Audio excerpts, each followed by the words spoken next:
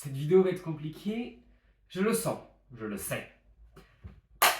Et bonjour sorciers, sorcières, que vous veniez de Poudlard, de Beauxbatons ou encore d'Ilvermorny, je suis Rob Venclo et bienvenue sur la chaîne. Alors aujourd'hui on va parler d'un sujet que j'adore, mais qui est très peu exploité dans Harry Potter malheureusement, les voyages dans le temps. Je vais décrypter et analyser les voyages dans le temps, enfin le voyage dans le temps de Harry Potter et le prisonnier d'Azkaban pour tout vous expliquer. Parce qu'il y a des choses que, à mon avis, il faut expliquer. Enfin bref. Avant de commencer directement à parler de ce voyage dans le temps-là, j'aimerais qu'on mette au clair plusieurs choses. Cette vidéo va à l'encontre d'une vidéo faite il y a longtemps par un autre youtubeur nommé Tropper, où il raconte en gros que Harry est déjà mort parce que telle ou telle raison. Et moi je vais aller complètement à l'encontre de cette vidéo parce qu'il parle d'un principe qui n'est pas le bon et je vais tout vous expliquer. Aussi, il faut qu'on établisse certaines règles de voyage dans le temps qu'on va appeler des paradoxes. Donc il y a plusieurs paradoxes et plusieurs types de voyages dans le temps. Donc il y a deux types de voyages dans le temps. Il y a les continuités parallèles et les boucles temporelles. Il y a des schémas qui vont apparaître à l'écran, comme ça sera un petit peu plus simple pour vous de comprendre. Mais les continuités parallèles, ça raconte que il y a une temporalité qu'on va appeler principale, et quand tu remontes le temps, tu pars du point où tu reviens dans le temps, et tu crées une deuxième réalité parallèle où les choses se passent différemment. L'autre cas possible, c'est la boucle temporelle, et où en fait tu as une seule réalité, et tu reviens en arrière, et ça fait une sorte de boucle. Dans Harry Potter, on parle en boucle temporelle. Contrairement à ce que justement pensait Tropper, qui part du principe qu'on est dans une réalité parallèle, et je vais vous expliquer pourquoi c'est faux. Bref, il y a donc maintenant les paradoxes que nous devons définir. Alors en voyage dans le temps, il y a plusieurs paradoxes, dont notamment le plus connu c'est le paradoxe du papillon, donc un battement d'aile de papillon peut provoquer une tornade à l'autre bout du monde, qui dit que le moindre petit changement peut provoquer d'énormes conséquences. Et ce paradoxe, on ne va pas l'utiliser parce que, même s'il est très connu, il ne s'applique seulement qu'aux réalités alternatives, et ça ne nous concerne pas. Mais j'y reviendrai plus tard, gardez ça en tête.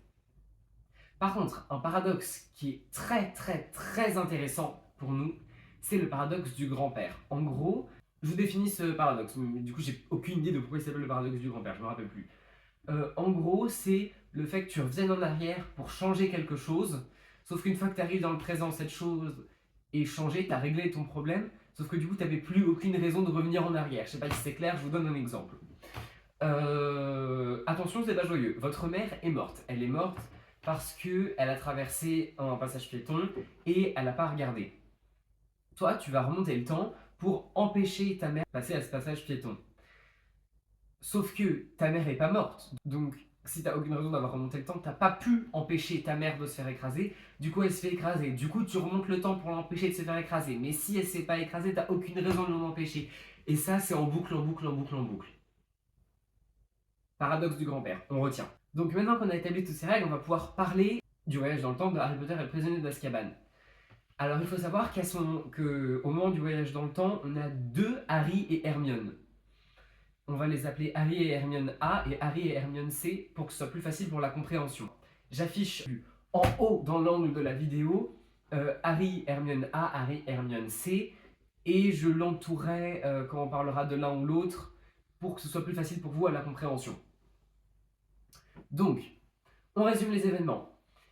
Harry, Ron et Hermione se rendent à l'exécution de Buck. Ils ne voient pas Buck se faire exécuter, c'est important.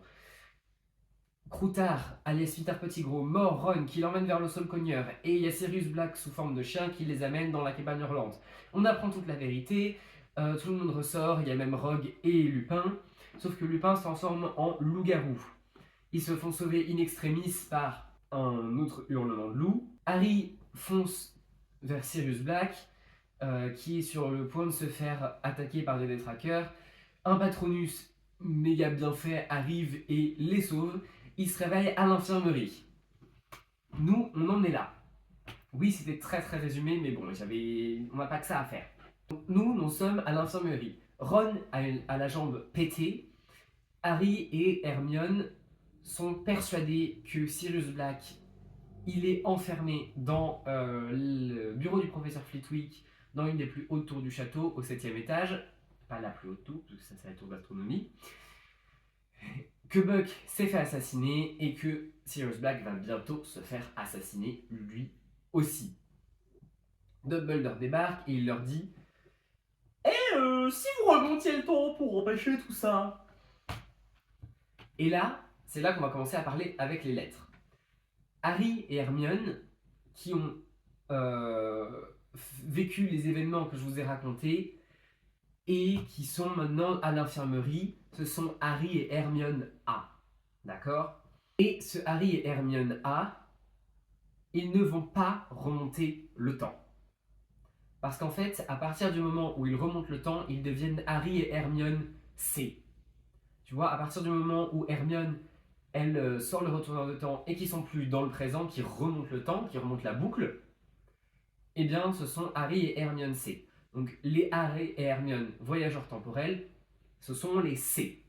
Voilà, comme ça c'est clair. En fait, le truc, c'est que en remontant le temps, ils revivent ce qu'ils ont déjà vécu en influençant le cours des événements. Sauf que, ils n'influencent rien du tout. Quand Harry et Hermione A remontent le temps pour devenir Harry et Hermione C, ils pensent sauver Buck et Sirius Black, mais ce n'est pas le cas. En fait, ils sont déjà sauvés. Je vous explique. En gros, quand Harry et Hermione A ils vivent toutes leurs aventures, il y a déjà Harry et Hermione C qui sont en train de sauver Sirius Black et Buck notamment. Et c'est-à-dire que au moment où Harry et Hermione A s'apprêtent à remonter le temps, Sirius Black et Buck sont déjà sauvés par Harry et Hermione C qui agissent au même moment. Parce que du coup, au moment où après Harry et Hermione A qui sont persuadés que Buck et Sirius ont besoin d'être sauvés, ils se transforment en Harry et Hermione C. Harry et Hermione C qui viennent de finir de sauver Buck et Sirius, ils reviennent dans le présent pour redevenir Harry et Hermione A. Un peu compliqué, hein, je vous l'avoue. Et à ce moment-là, en fait, il n'y a aucun moment où il n'y a pas de Harry et Hermione dans ce laps de temps.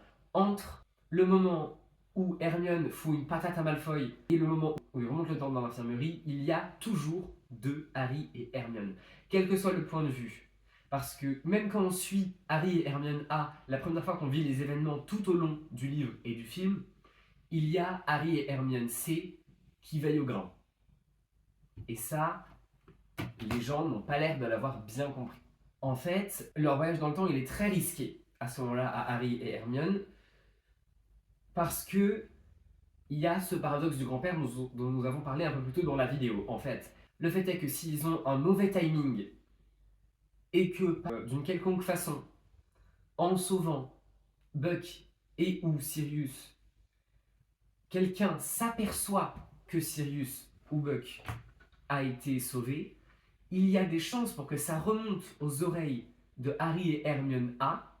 Et si Harry et Hermione A savent que Sirius et Buck ont été sauvés, bah Harry et Hermione C, mais ça ils ne le savent pas, ils n'ont aucune raison de remonter dans le temps pour devenir Harry et Hermione C. Dans ce cas-là, ils n'ont aucune raison de sauver Buck. Et si ils n'ont aucune raison de sauver Buck, Harry et Hermione C qui viennent de sauver Buck et Sirius, ils vont pas redevenir Harry et Hermione A au moment où Harry et Hermione A deviennent Harry et Hermione C. Un peu compliqué, vraiment compliqué.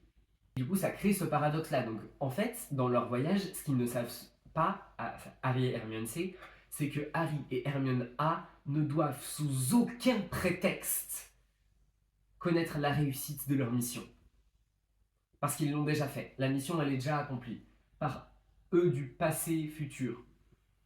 Voilà, c'est tout pour cette vidéo qui est un petit peu compliquée. Dites-moi si ça vous a plu, si elle est bien cette vidéo, parce que je sais que pour moi c'est clair dans ma tête et j'espère avoir réussi à rendre ça clair en vidéo. Et en tout cas, je vous dis à la semaine prochaine pour une nouvelle vidéo qui, j'espère, sera un peu moins compliquée à suivre. Et je vous dis à la semaine prochaine pour une prochaine vidéo. Allez, à plus!